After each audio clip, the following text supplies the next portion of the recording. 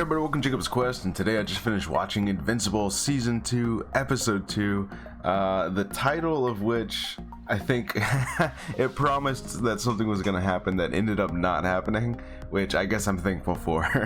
It said was it 6 hours I lose my virginity to a fish. I think that was the episode title.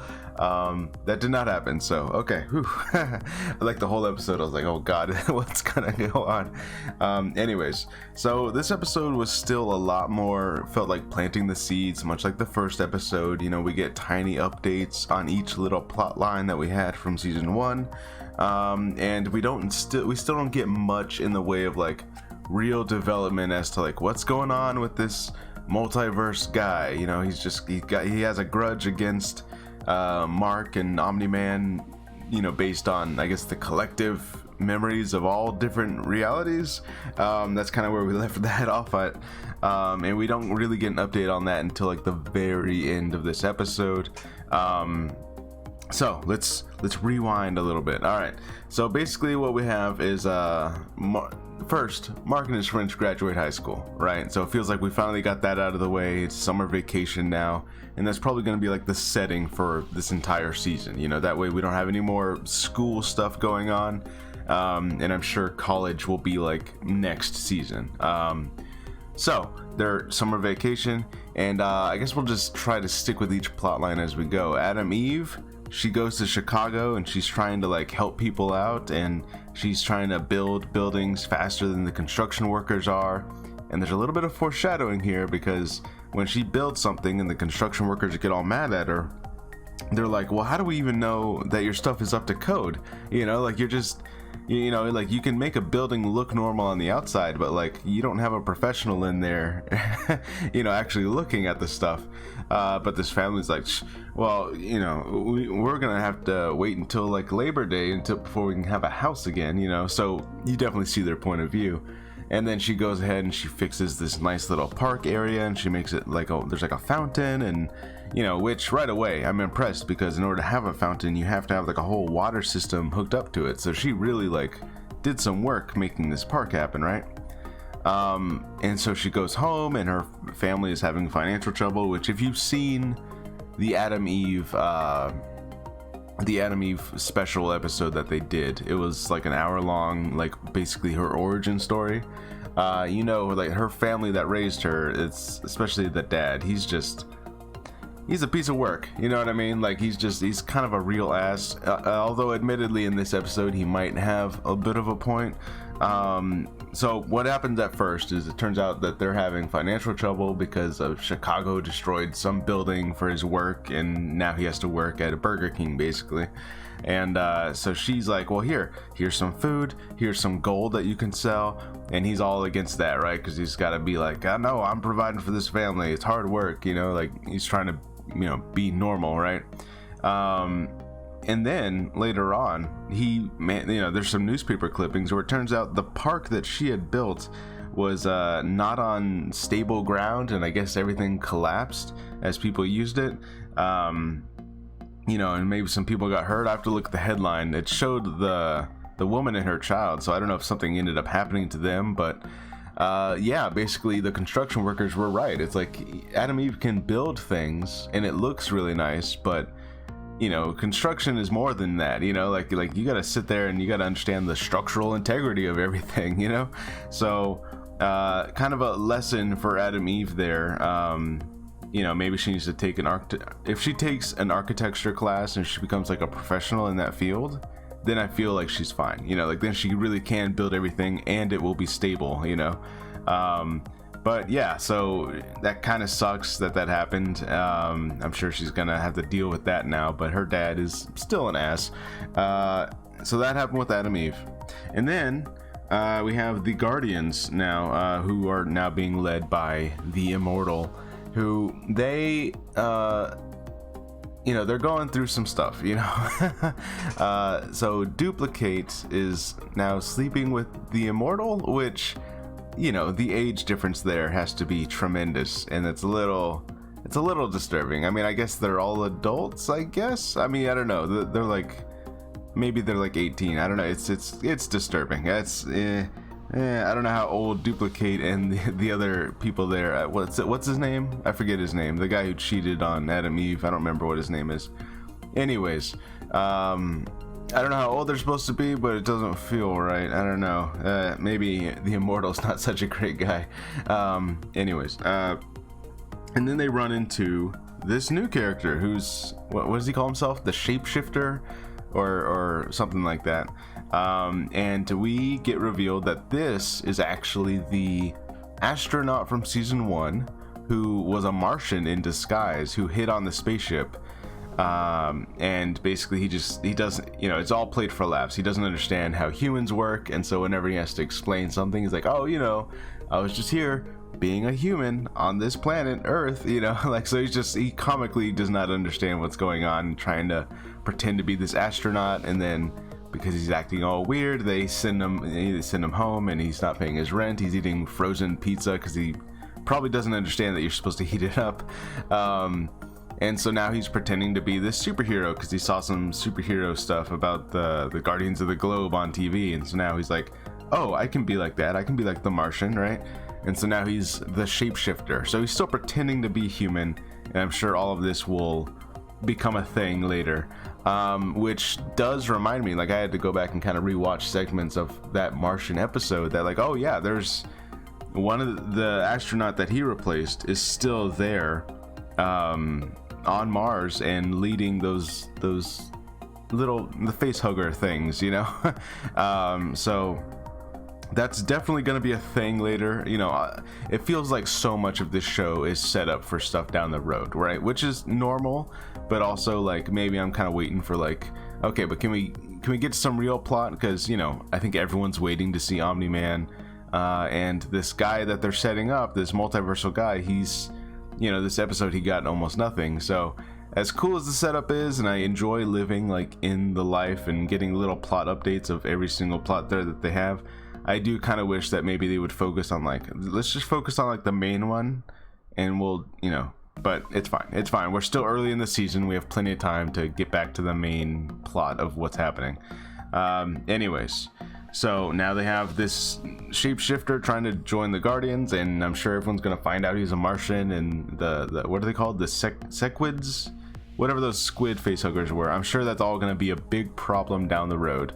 And of course Mark and his mom are still dealing with the whole emotional fallout of everything that happened, especially his mom, like trying to do real estate, and the people they're trying to sell a house to, the guy's not so great, and so she's like, she's not your pet, so she's definitely like not in the right headspace to be selling houses right now. Like, she needs, I'm assuming they're going to therapy. Like, everyone needs to go to therapy after this, right after that first season. So anyways, so Mark has to, first he fights Doc Seismic, that's what his name was. And that's the thing about this show, is that like they introduce so many, they seem like joke one-off little villains, but then they come back, and I'm assuming that they'll be more of a threat later, and again, this episode and last episode is just planting seeds still. It's just like, this will be important later. It's just kind of a funny thing right now, but Doc Seismic coming back with these magma people, I'm sure that's going to play a big role later, and then he has to fight the new Darkwing, who's, he seems to be killing people, I guess, and he has the ability to trap people like in this shadow verse, like actually pull them into this other realm where there's some kind of creatures there, which I have to assume that the original Darkwing could not do, because otherwise, like, surely he would have used that on Omni-Man, right, when they were fighting him, because otherwise he's just like a Batman, like no powers at all. So this is a new thing. I have to assume that only this new Darkwing has this Shadowverse powers. So again, something else that they introduce, they kind of show you how it works, and this will be important later, and then they kind of like resolve that for now. He knocks him unconscious and he takes him to Cecil. So and then, because Omni-Man had killed the Aqua guy, basically the Aquaman, but he's like a literal fish, now the Atlanteans want answers, they want revenge, and at first they think like, oh, Mark is gonna have to marry the queen, and that's like their custom of how to, you know, get peace and how to resolve conflict for murdering the king of Atlantis. Which, this is where I thought, of course, the title of the episode was gonna come into play, and I was like, oh wow, because early on in the episode they kind of make a couple of virgin jokes, and I was like, oh no, maybe he really is gonna lose his virginity to a fish, and then it doesn't happen. So I was like, okay, it's kind of weird to set up a joke like that and then not do it, but I guess I'm glad it didn't happen because we didn't need to see that, I guess. Anyway, so yeah, he goes there and the fish queen is like, oh, we don't do that anymore, it's trial by combat. So he has to fight a big monster, and then, you know, he's kind of losing to the monster, but then he gets set free and starts killing all the fish people. So now, him being a hero, he ends up defeating the monster, saving the queen, and there you go, everything's fine for now. Which, again, seeds being planted. I'm sure the magma people and the fish people and this Martian, I'm sure like all of this stuff is going to come into play by the end of the season, right? It's going to be some kind of big, like, oh, we need help, here's the Shadowverse, here's the fish Atlanteans, they can help, you know, like I'm sure it all is kind of mixed together into something. Let's see, and then pretty much after that we just get a little tiny bit of this multiverse guy. You know, he's in some other, I don't know if it's the same world that we saw in episode 1, but it's some world where they have captured Mark, and he's talking to the multiverse guy, who's, you know, he's like, oh yeah, they stopped my dad by using some kind of energy beam, and then they just caught me while I was sleeping, you know. So basically he's just learning that, like, okay, there are ways to stop him, you know. So I imagine for right now he's probably just going from world to world, like different realities, figuring out how, you know, how did they stop him, you know, and then he'll be able to build something to stop, I assume, our version of Mark. Now, what makes our version of Mark different in any kind of way than all these other versions, I'm not sure. They did say that in most realities Mark ends up working with Omni-Man, you know, that he like takes his side and becomes evil Mark, you know. So as far as like what makes him different or why this multiverse guy would target our Mark specifically, I don't know. So I mean, we'll figure this out. You know, is this multiverse guy from our reality, and that's why he would target ours, like this one specifically? Maybe. But I don't know. As of right now, I feel like we just haven't gotten enough. It's only episode 2, and we have, what, 6 episodes? So, you know, they still have time to, like, you know, figure out, like, why this is important or why he's after this one and what's going on.